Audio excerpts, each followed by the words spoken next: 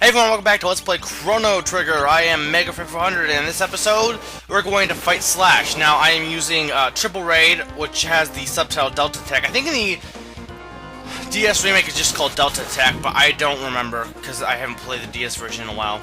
But anyway, Triple Raid is our first triple technique, which means all three characters in your party use it. And I will not deny, I really do kind of like to abuse that a bit. I will be showing probably other triple techniques. That's usually the one I tend to use the most, though, because again, I tend to use Frog and Chrono and Robo. But I will probably be using, after like Magus' later, I'll probably be switching up partners a little bit more to show some techniques I haven't shown, and you know, just build up those characters.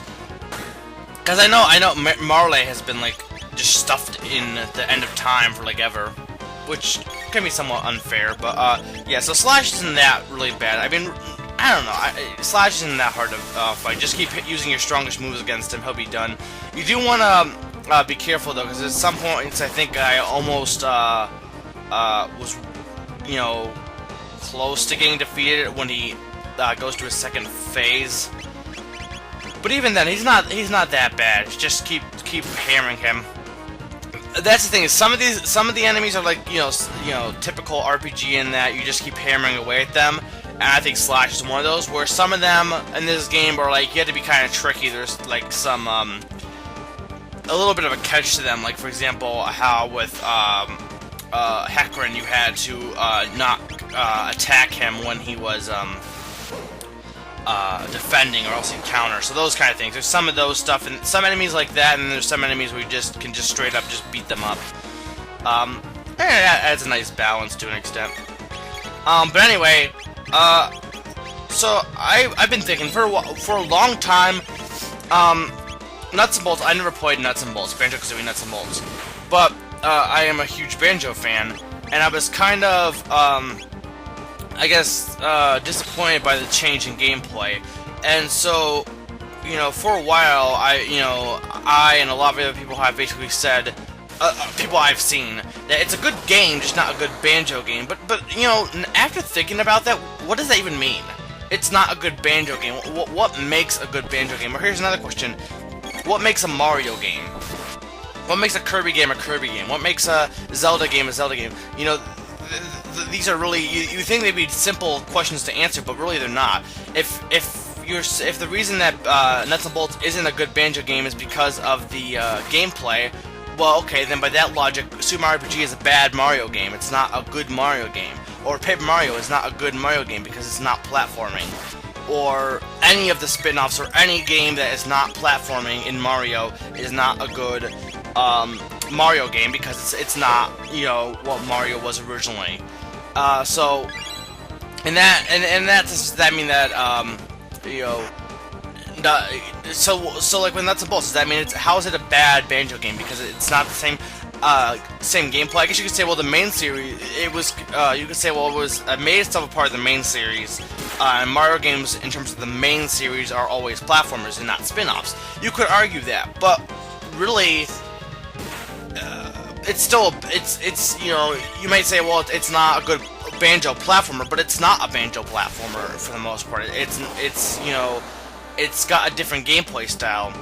Now again, I don't know, I haven't played the game, I don't know much about it at all, so I can't really, you know, talk much about it, because I don't know much about it, but I can talk about Mario and Kirby. But first, let's grab this sword, the Slasher, which is a good sword for this part, how far you are in the game, so I definitely equip that to Chrono. And you can save here, and continue onward to the next hallway.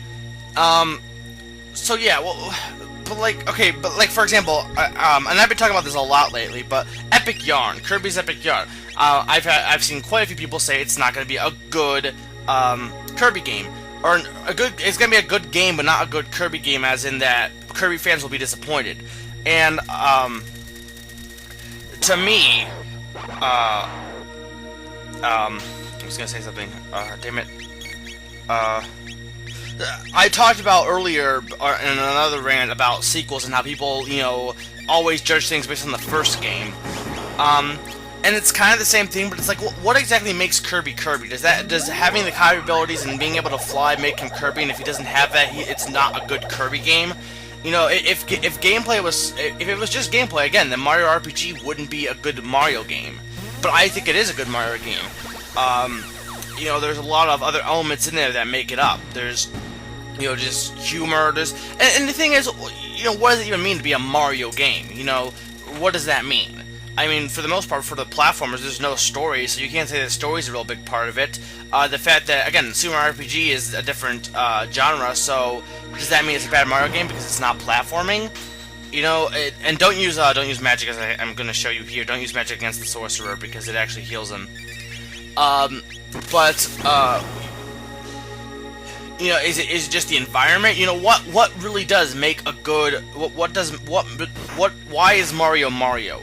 You know, again, you could say, well, it's the platforming, but by that logic, then the RPGs wouldn't count. But that logic, any other game in the series wouldn't count. You could say it's the story, but Mario games really don't have a story, so that can't be fully it either. Is it, you know,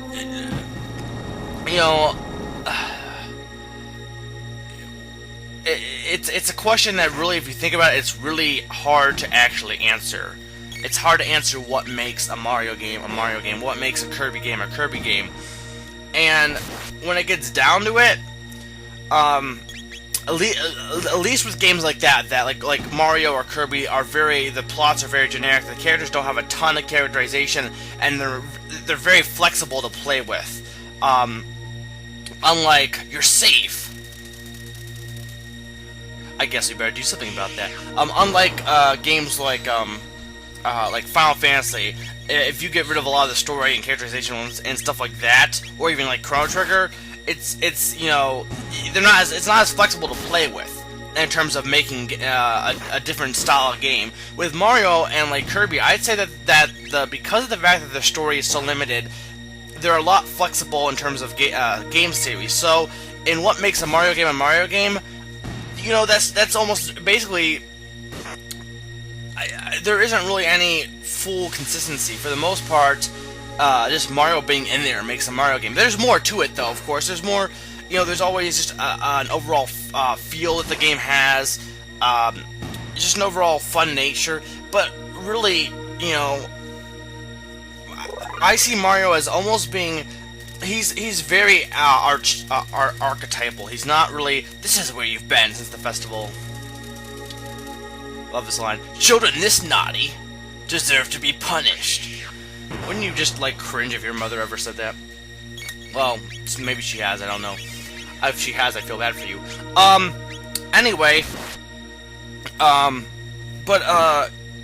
You know, Mario, he doesn't really have much personality. He's very archetypal, so in a way, he's almost like an avatar to an extent.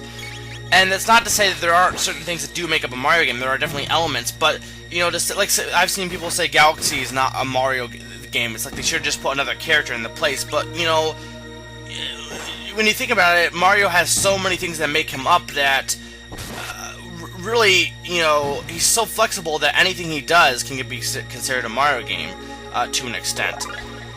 And at the same time,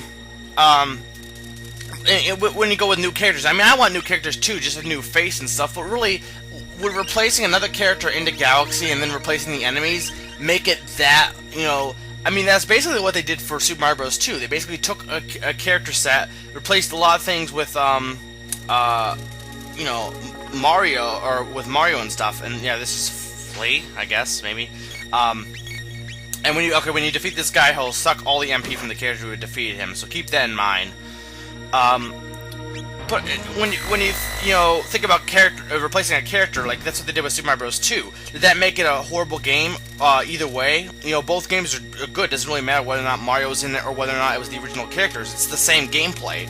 So the people saying, well, they should have replaced this character with this, or they should have replaced Banjo with this, I don't think it makes that much of a difference. With Banjo, a little bit, because he does have personality, but I don't know the personality of that game. Keep your guard up. This is no ordinary woman. Meet Flea, the magician. What the? A guy? Wait, what? But its exterior is that of a female. Male, female, what's the difference? Power is beautiful, and I've got the power. That's the Pasta King's catchphrase. Poor little froggy, you must be lonely now that Cyrus is gone. So yeah, that's basically my whole spiel on, and there's a lot more I could go into it, but a lot of it is just, you know, hard to even describe. So next time we'll take on Flea. This has been Magus 400 reminding you that cheese is chocolate.